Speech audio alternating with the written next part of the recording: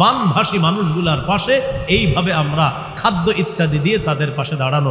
আলহামদুলিল্লাহ পানি শুকানোর দিকে, তো পানি শুকানোর পর এখন দরকার কি তাদের? এখন সাধারণত 4টা বিষয়ে গুরুত্ব দিতে হবে: খাদ্য, বস্ত্র, বাসস্থান, স্বাস্থ্যসেবা। শিক্ষাটা বললাম না এখন, কারণ শিক্ষার ব্যাপারে আলাদা আলোচনা, ঠিক আছে? আপাতত 4টা: খাদ্য, বস্ত্র, বাসস্থান, স্বাস্থ্যসেবা। ইনশাল্লাহ সুস্থ হয়ে গেলে এরপরে শিক্ষার আলোচনা আসবে যে কি কি হবে। তো কিন্তু এই 4টা খুব জরুরি: খাদ্য, বস্ত্র, বাসস্থান আর স্বাস্থ্যসেবাটা খুব জরুরি আপাতত। আমরা এই 4টি বিষয়ে খুব খেয়াল রাখবো, তাদের পাশে দাঁড়ানোর চেষ্টা করবো ইনশাআল্লাহ। 4 নাম্বার খাত, রোগীর সেবা করা।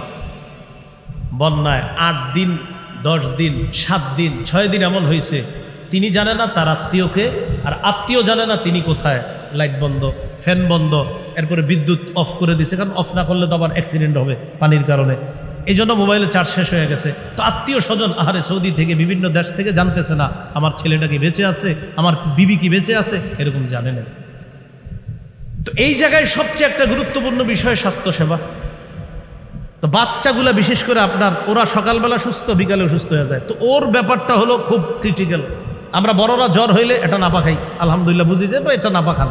বাচ্চাদের অসুস্থতাটা আপনি সহজে ধরতে পারবেন না। তো তাদের বর্তমানে স্বাস্থ্য সেবাটা খুব নিশ্চিত করা, এটা জরুরি হয়ে পড়ছে। তো এই বিষয়গুলাও আশা করি আমরা যারা উলামায়ে কেরাম সহ সবাই কাজ করতেছে, খুবই গুরুত্বভাবে এই বিষয়টা তারা দেখবে। তিরমিজির বর্ণনা 2737 নম্বর হাদিস। قال رسول الله صلى الله عليه وسلم للمؤمن على المؤمن 6 خصال। একজন মুসলমানের উপর আরেকজন মুসলমানের জন্য 6টি হক রয়েছে। একজন মুসলমানের উপর অপর মুসলমানের জন্য 6টি হক রয়েছে। ইয়াউদুহু ইদা মারিদা, জি 6টি। ইয়াউদুহু ইদা মারিদা, সে যখন অসুস্থ হয় তাকে দেখতে যাওয়া। 2 নাম্বার, ওয়াশহাদুহু ইদা মাতা, মুসলমান যখন মৃত্যুবরণ করবে তখন তার কাফন। 3 নাম্বার, ওয়ায়ুজিবুহু ইদা দাআ, মুসলমান যদি দাওয়াত দেয়, উযর না থাকলে তার দাওয়াত গ্রহণ করা। উযর না থাকলে তার দাওয়াত গ্রহণ করা। উযর কি? যেমন আমি দাওয়াত গ্রহণ করি না উযরের কারণে। আমি কিন্তু কোথাও খানা খাই না, কেন? আমার একটু উযর আছে, এই জন্য আমি খানা খাই না। বাসা থেকে নিয়ে আসি, ওই খানাটা আমি খাই। তো উযরের কারণে দাওয়াত গ্রহণ না করা যেতে পারে। উযর থাকলে দাওয়াত গ্রহণ না করা, এটা 3 নাম্বার। কিন্তু উযর যদি না থাকে তাহলে দাওয়াত গ্রহণ করা, এটা কর্তব্য, এটা দায়িত্ব। 4 নাম্বার, ওয়ায়ুসাল্লিমু আলাইহি ইদা লাকিয়া, মুসলমান মুসলমানের সাথে সাক্ষাৎ হলে সালাম দেওয়া। একটু আমার সাথে সবাই বলেন, আমরা সালামের অপেক্ষা করব না, আমরাই প্রথম সালাম দিব। আবার আমরা সালামের অপেক্ষা করব না, অহংকার থেকে মুক্ত হওয়ার জন্য আমরাই প্রথমে সালাম দিব ইনশাআল্লাহ। অনেকে কি করে অপেক্ষা থাকে, তো সালাম দেয় না, পরে বিচার দেয়। আপনার ছেলেরা আমার সালাম দেয় না, আপনার মাদ্রাসার ছাত্রগুলো আমার সালাম দেয় না, বিচার দেয়। তো ঘটনা কি? সালাম দেয় না, বাচ্চা ছোট ছোট 6 বছর 7 বছর বয়স। তো এরা মনে করেন হয়তো ওনারে সালাম দেয় নাই, আইসা বিচার দেয়, হুজুর আপনার ছাত্রগুলো আমার সালাম দেয় না। তো হুজুরে বুদ্ধি করে জিজ্ঞাসা করলেন, আচ্ছা আমার বাচ্চাগুলো যে আপনারা সালাম দেয় নাই, আমার মাদ্রাসার মক্তবের ছাত্রগুলা কি অবস্থায় সালাম দেয় নাই? তো বলতেছে আমি দোকানের সামনে বসা আর ওরা দোকানের সামনে বসা। তো এই অবস্থায় কি করলেন? একটু পরে আমি দোকানের সামনে থেকে যখন যাওয়ার সময়, ওই পাশ দিয়ে যাওয়ার সময় দেখি আপনার কিছু ছাত্র এদিক দিয়ে রাস্তা দিয়ে যাইতেছে, অথবা তারাও আরেকটু সামনে বসা। তো তারপর কি হইল? তারা আমারে এইভাবে দেখার পরেও সালামটা দেয় নাই। জানেন, দোকানের সামনে ওরা বসা, আমি সামনে দিয়ে হাইটে গেলাম, সালাম দেয় নাই। হুজুরে বুদ্ধি করে কয়, মুরব্বী হাদিসে একটা কথা আসছে, যিনি হাঁটে তিনি বসাওয়ালা ব্যক্তিকে সালাম দিতে হয়। আমার ছাত্রগুলো তো বসা ছিল, আপনি দাঁড়িয়েছিলেন, আপনি হাঁটতেছিলেন। হাদিসে আসছে যিনি হাঁটবে তিনি দাঁড়ানো ব্যক্তিকে সালাম দিবে, আর যিনি দাঁড়িয়ে থাকবে তিনি বসা ব্যক্তিকে সালাম দিবে। এখন আপনি তো দাঁড়িয়েছিলেন, ওরা তো বসা ছিল, সালাম আপনি দিয়েছেন, এটা তো হাদিসে আসছে। তো উনি চুপ, আমি তো দিই নেই। আমি আপনাদেরকে যেটা বলতেছি, আমরা সালামের অপেক্ষা না করি, আমরাই সালাম দিব। প্রিয় ভাইয়েরা, আমি বলি একটা বাচ্চাকে আপনি একদিন সালাম দেন, ও আপনাকে 10 দিন সালাম দেন।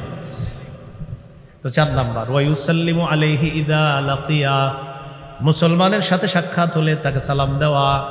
5 নম্বর ওয়ায়ুশাম্মিতুহু ইদা আতাসা, মুসলমান হাঁচি দিবে, দেওয়ার পর মুসলমান বলবে আলহামদুলিল্লাহ, আপনি জবাবে বলবেন ইয়ারহামুকাল্লাহ। 6 নম্বর ওয়ানসাহু লাহু ইদা গাবা আও শাহিদা, মুসলমান আপনার সামনে থাক অথবা না থাক, সদা সর্বদা মুসলমানের কল্যাণ কামনা করা।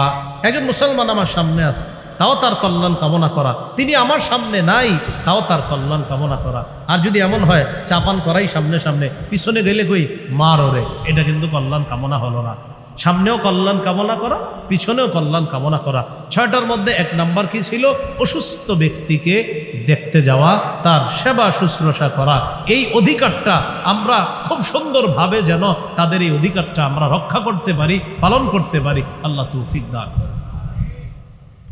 এবার আরেকটি হাদিস শুনেন, সহিহ বুখারীর বর্ণনা 5373 নম্বর হাদিস। এই হাদিসে 3টি হুকুম করেছে নবীজি সাল্লাল্লাহু আলাইহি সাল্লাম। قال رسول الله صلى الله عليه وسلم أطعموا الجائع وعودوا المريض وفكوا العانية। আল্লাহ নবী বলেন আতইমুল জাইআ, তোমরা ক্ষুধার্তকে খাওয়াও, ওয়াউদুল মারিদা, তোমরা অসুস্থ ব্যক্তিকে দেখতে যাও, ওয়াফুকুল আনিয়া, যারা নিরপরাধ তাদেরকে জেলখানা থেকে ছুটানোর ব্যবস্থা করো। হ্যাঁ, ফুকুল আনিয়া, নিরপরাধকে জেলখানা থেকে ছুটাও। এমনও আসামি পাবেন 15-16 বছর, জিজ্ঞাসা করবেন তুমি কেন জেলে, বলবে আমি জানি না। উনি জানে না কেন উনি জেলে। ফুকুল আনিয়া, নিরপরাধ মানুষকে ছুটাও।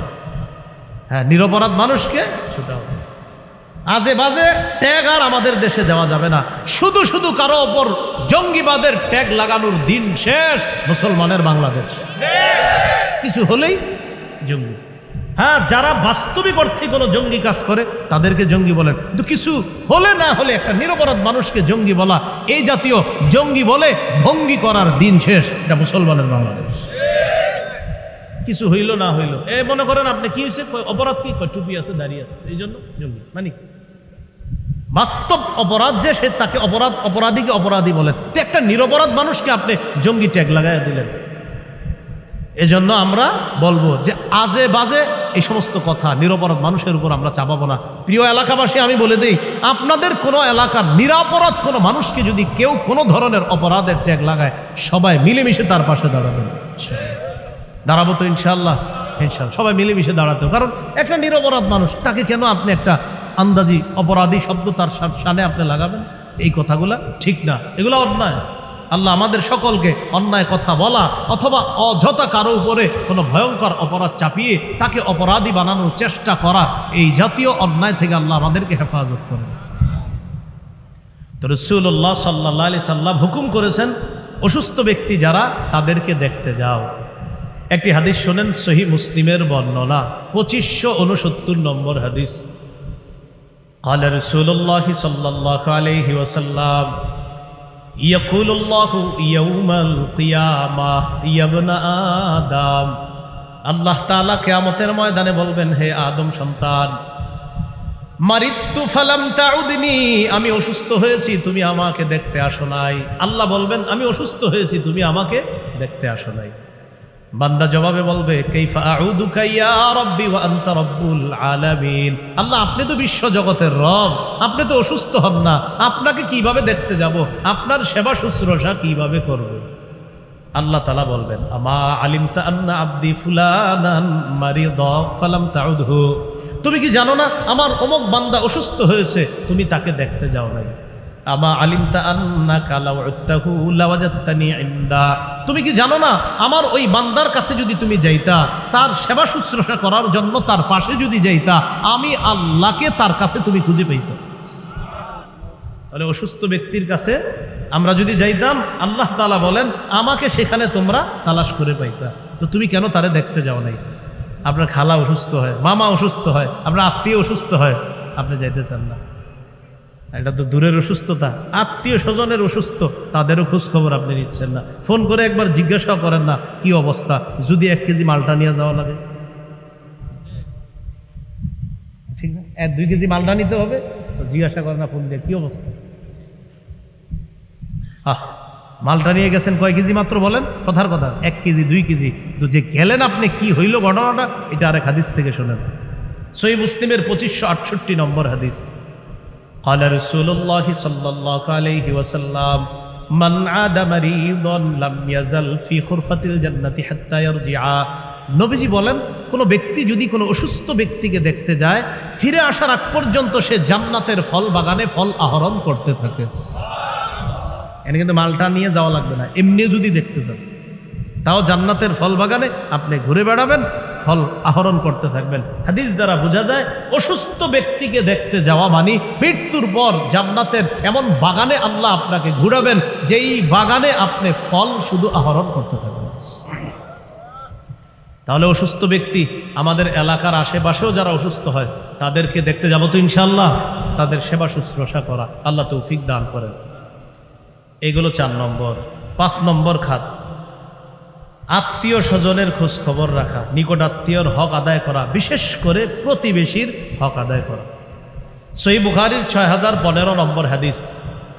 আমাদের মুফতি রিজওয়ান রফিকি ভাই মিরাজ সম্পর্কে আলোচনা করছে না, বলেন না কেন? আপনারা তো শ্রোতা কেমন জানেন, আমি তো পুরো বলতে পারবো না, আর বয়ান যতক্ষণ শুনছি পুরোটা আমি আপনাদেরকে শোনাইতে পারবো ইনশাআল্লাহ। আমি আয়শা ওনার বয়ান শুনছি, ওই জায়গা থেকে শুনছি যেই জায়গায় উনি বলতেছিলেন 1 লক্ষ টাকায় একজন মিরাজ পাবে 50,000, বোন পাবে 25,000। ওখান থেকে আমি পুরোটা শুনছি আলোচনা, ঠিক না? আচ্ছা, তো মিরাজের আলোচনা রিজওয়ান ভাই করতেছিলেন, শুনতেছিলাম। এখন আপনারা বলেন মিরাজ কি প্রতিবেশী পাবে? না, পাবে না। মিরাজ প্রতিবেশী পাবে না, মিরাজের খাত আছে, ওমকে পাবে ওমকে পাবে, কিন্তু প্রতিবেশী মিরাজ পাবে না। নবীজি বলেন, মাযালা জিবরিলু ইউসিনি বিল জার হাত্তা যানানতু আন্নাহু সাইয়ুরিসুহু। সহিহ বুখারী 615 নম্বর হাদিস। নবীজি সাল্লাল্লাহু আলাইহি সাল্লাম বলেন, জিবরিল আমিন আমাকে এত বেশি প্রতিবেশীর হক আদায় করতে বলছে। আপনি প্রতিবেশীর হক আদায় করেন, আপনি প্রতিবেশীর হক আদায় করেন, আপনি প্রতিবেশীর হক আদায় করেন, এত বেশি আমাকে বলেছে, আমি ধারণা করে ফেললাম আল্লাহ না জানি জিবরিল আমিন আমাকে আল্লাহর পক্ষ থেকে এসে এই কথা বলে যে হাবিব এখন থেকে প্রতিবেশীকেও মিরাজ দিতে হবে।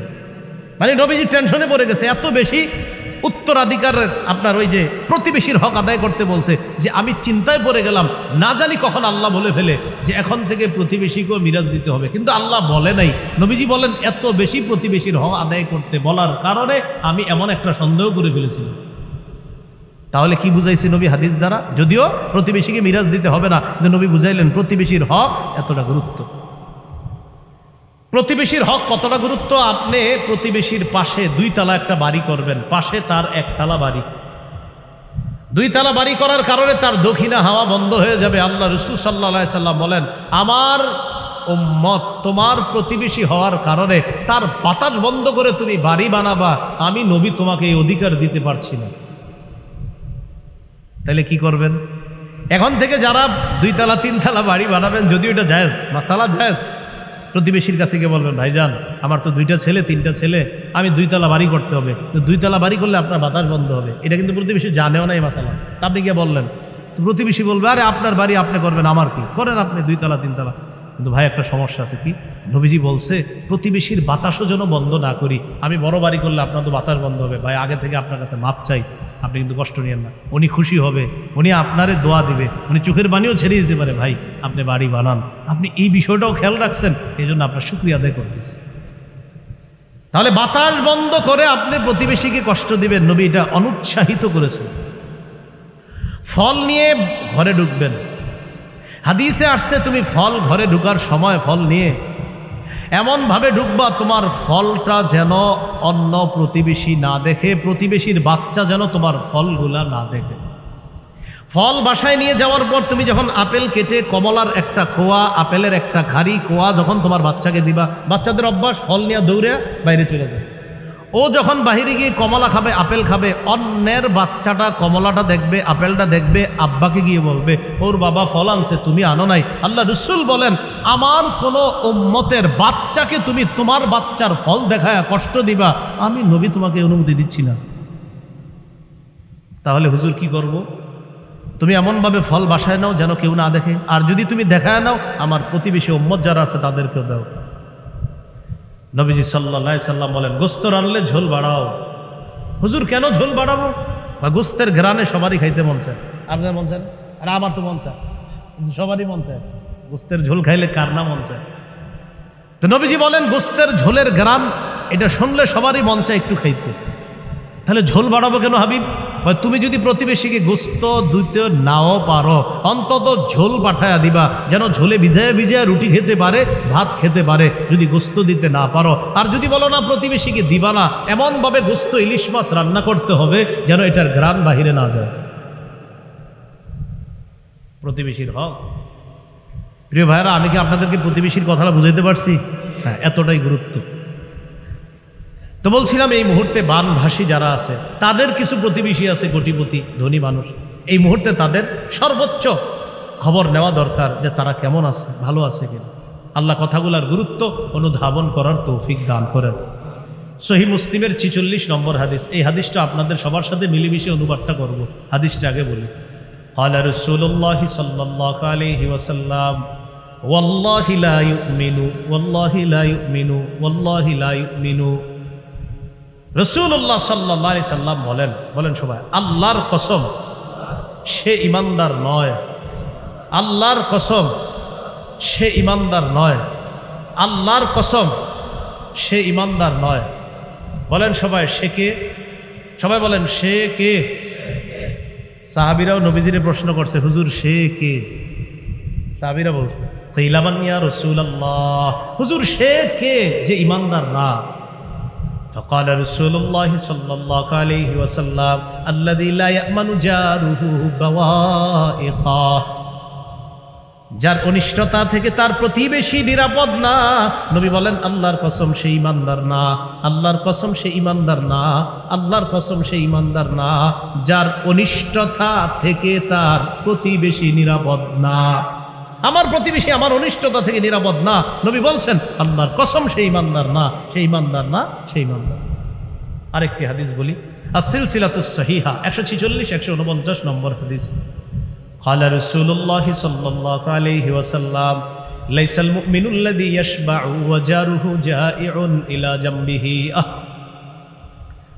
নবীজি বলেন, ওই ব্যক্তি ইমানদার না যে ব্যক্তি পেট ভরে খায় আর তার প্রতিবেশী না খেয়ে কাটায়। ওই ব্যক্তি ইমানদার না যে ব্যক্তি উদরপূর্ণ করে খায়, পেট ভর্তি করে খায়, উদরপূর্ণ করে খায়, অথচ তার পাশের প্রতিবেশী ক্ষুধার্ত। নবী বলেন, তুমি কেমন উম্মত, তুমি তো ইমানদার না। নবীজি বলছেন, আরে তুমি মুমিন? জি হুজুর আমি মুমিন। আচ্ছা তোমার প্রতিবেশী খায় না 2 দিন, খোঁজ নিছো? না, খোঁজ নেই না। নবীজি বলো তো তুমি কিসের ইমানদার? আল্লাহ কথাগুলো বোঝার তৌফিক দান করে। ভাই কথাগুলো মনে থাকবে তো ইনশাআল্লাহ। এগুলো 5 নম্বর খাত। 6 নম্বর, কর্জে হাসানা দেওয়া। অনেক ব্যবসায়ী 2-3 দিন 4-5 দিনের মধ্যে একদম সব হারায় ফেলছে। কোটিপতি প্রতিবেশী যারা আছে ব্যবসায়ী, তাদেরকে কিছু কর্জে হাসানা দিতে পারে, দিয়ে এই কথা বলা, ভাই তোমার উপরে আস্থা আছে ইনশাল্লাহ, তুমি ব্যবসাটা আবার দাঁড় করাও, যেদিন পারো ইনশাল্লাহ আস্তে আস্তে আমার টাকাগুলো দিয়ে দিবা। এইভাবে কর্জে হাসানা দিয়ে তাদের পাশে কোটিপতি তারা যারা আছে তারা দাঁড়াতে পারে। ইবনে মাজার 2430 নম্বর হাদিস। قال رسول الله صلى الله عليه وسلم ما من مسلم يقرض مسلما قرضا مرتين الا كان كصدقتها مرتان। হাদিসটি বুঝানোর আগে একটু আপনাদের সাথে কথা বলে নেই। সদকা করলে কি আর ফেরত পাওয়া যায়? না, কিন্তু ঋণ দিলে ফেরত পাওয়া যায়। তাহলে সদকা ফেরত পাওয়া যায় না, কিন্তু ঋণ ফেরত পাওয়া যায়। রাসূলুল্লাহ সাল্লাল্লাহু আলাইহি সাল্লাম বলেন, কোনো মুসলমান যদি অন্য কোনো মুসলমানকে 2 বার কর্জে হাসানা দেয়, কয়বার? 2 বার কর্জে হাসানা দেয়। কর্জে হাসানা দিলে এটা ফেরত পাওয়া যাবে। নবীজি বলেন 2 বার দেওয়ার কারণে 1 বার সম্পূর্ণ অর্থগুলা সদকা করার সওয়াবও পেয়ে যাবে। সদকা করেন নাই কিন্তু আপনি কর্জ দিচ্ছেন 2 বার, কিন্তু 2 বার কর্জ দেওয়ার কারণে 1 বার সদকা করার সওয়াব পেয়ে যাবে। এই গেল 6 নম্বর খাত। 7, ত্রাণ বিতরণ করা, যেটার নাম বলেছি হাদিয়া বিতরণ বলবো আমরা। ত্রাণ বিতরণ, এটা তাদের পাশে দাঁড়ানো। আলহামদুলিল্লাহ দাঁড়াইতেছে সবাই। সহিহ মুসলিমের 2699 নম্বর হাদিস। قال رسول الله صلى الله عليه وسلم من نفس عن مؤمن كربة من كرب الدنيا نفس الله عنه كربة من كرب يوم القيامة। কোন মুসলমান যদি অন্য কোন মুমিনের একটা দুনিয়াবি পেরেশানি দূর করে, আল্লাহ কিয়ামতের ময়দানে তার কঠিন একটা পেরেশানি দূর করে দিবেন। একটা পেরেশানি দুনিয়াবি দূর করেন, কিয়ামতের ময়দানে কঠিন পেরেশানি আল্লাহ দূর করবেন।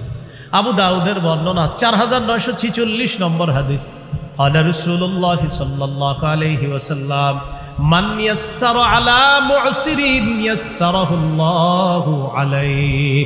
কোন ব্যক্তি যদি কঠিন বিপদগ্রস্ত মানুষকে সহজ করে দেয়, তার পাশে দাঁড়ায়। বানভাসী মানুষের মধ্যে এমন এমন মানুষ আছে যাদের কাছে অন্য মানুষ টাকা পায়, কিন্তু এই অবস্থায় ওই লোকটা কোত্থেকে টাকা দিবে বলেন আপনারা? টাকা পাইতো, কিন্তু এই অবস্থা টাকাটা দিবে কোত্থেকে? তো যিনি টাকা পায় তিনি বললেন, যেদিন তুমি পারবা সেদিন টাকাটা দিলেও হবে, এই মুহূর্তে টাকা দেওয়ার প্রয়োজন নাই। নবী বলেন, এই যে তুমি তার জন্য বিষয়টা সহজ করে দিলা, কিয়ামতের ময়দানে কঠিন বিপদ আল্লাহ তোমার জন্য সহজ করে দিবেন। আপনারা শুধু সুবহানাল্লাহ বলেন না, আমলও করেন ইনশাআল্লাহ। বলেন ইনশাআল্লাহ, ইনশাআল্লাহ। তাহলে এইভাবে তাদের মাঝে ত্রাণ সামগ্রী এটা আমরা হাদিয়া নাম দিয়ে বিতরণ করব ইনশাআল্লাহ। 8 নম্বর, শরণার্থীদেরকে আশ্রয় দেওয়া, শরণার্থীদের পাশে দাঁড়ানো, তাদের প্রতি দয়া প্রদর্শন করা, নিজের ঘরে রাখা হলেও তাদেরকে আপনার নিরাপদ স্থানে রাখা। 3 তলা বাড়ি আছে, আপনি 2 তলায় থাকতেছেন, 3য় তলায় কেউ থাকে না, ভাই আসেন আসেন আপনারা 3 তলায় থাকেন।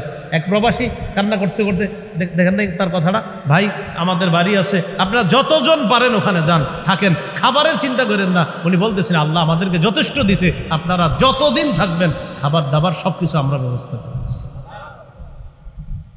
এই জাতীয় মানুষগুলো আছে বলে আল্লাহ দুনিয়াটা এখনো রাখছে। এত ভালো মানুষ আছে এখনো, তা আমাদের বাংলাদেশে এত ভালো মানুষ আছে, আলহামদুলিল্লাহ।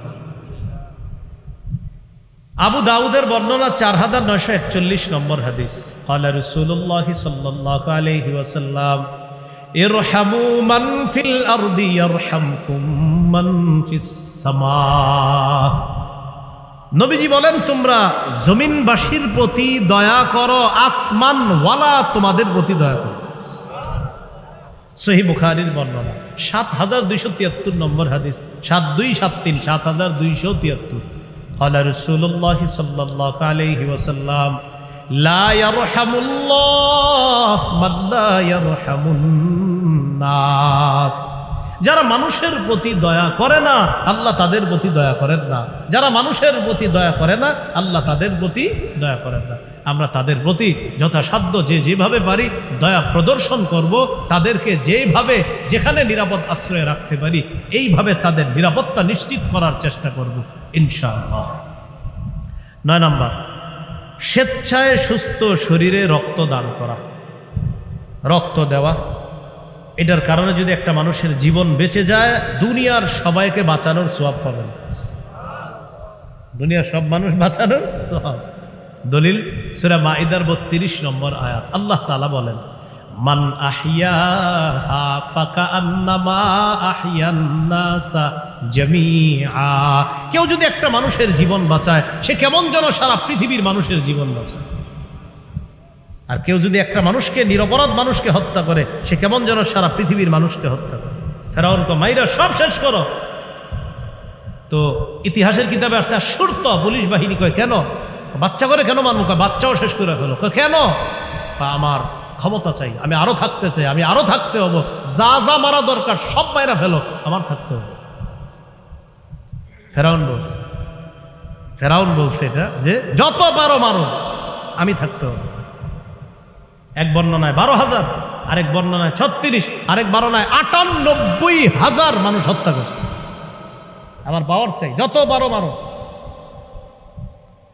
তো এর মধ্যে আপনি শিশুর কথায় আসছে, 12,000 শিশু হত্যা করছে শুধু মুসা নিয়ে আইসা পড়ে দুনিয়াতে, এই টেনশনে 12,000। কেন? পাওয়ার চাই। আল্লাহ কথাগুলা বোঝার তৌফিক দান করে। তো রক্ত দান করার মাধ্যমে একটা মানুষের জীবন যদি বেঁচে যায়, পুরা দুনিয়ার মানুষকে বাঁচানোর সওয়াব, এটা করতে পারি আমরা। 10 নম্বর, সমাজ কল্যাণমূলক। আপনার এটা সাংগঠনিকভাবে হতে পারে অথবা এককভাবে। আপনি এই সমাজের একটা কল্যাণ করবেন, উন্নত করবেন, এটা একা একা করতে পারেন। সাংগঠনিকভাবে করলে কাজটা সুন্দর হয়, ভালো হয়। এটা সবাই মিলেমিশে করলে সুন্দর হয়। তো বানভাসী মানুষের পাশেও মাশাআল্লাহ হয়তো বিভিন্ন ব্যানারেও তাদের পাশে গিয়েছে। এককভাবে কেউ সমাজ কল্যাণমূলকভাবে আপনার কাজগুলো করতেছে। আবার আগে মাশাআল্লাহ যে উনি কথা বলতেছিলেন, রাসূল সাল্লাল্লাহু আলাইহি ওয়াসাল্লামের হিলফুল ফুজুল, নবীজি সাল্লাল্লাহু আলাইহি সাল্লাম হিলফুল ফুজুল গঠন করেছেন আত্মমানবতার সেবায়। নবীজি সাল্লাল্লাহু আলাইহি সাল্লাম এটা নবুয়তেরও 15 বছর আগে থেকে আল্লাহ রাসূল সাল্লাল্লাহু আলাইহি সাল্লাম দুনিয়াবাসীকে শিখিয়ে গিয়েছে কিভাবে মানুষের পাশে দাঁড়াতে হবে, অসহায়ের পাশে, যারা চাকরি নাই তাদের পাশে কিভাবে দাঁড়াবে, যারা কামাই করতে পারে না, যারা ন্যাংরা ঘোড়া অন্ধ তাদের কিভাবে তাদের পাশে দাঁড়ানো যায়। রাসূল সাল্লাল্লাহু আলাইহি সাল্লাম এই আদর্শ 25 বছর বয়স থেকেই পৃথিবীবাসীর সামনে স্থাপন করে গিয়েছেন।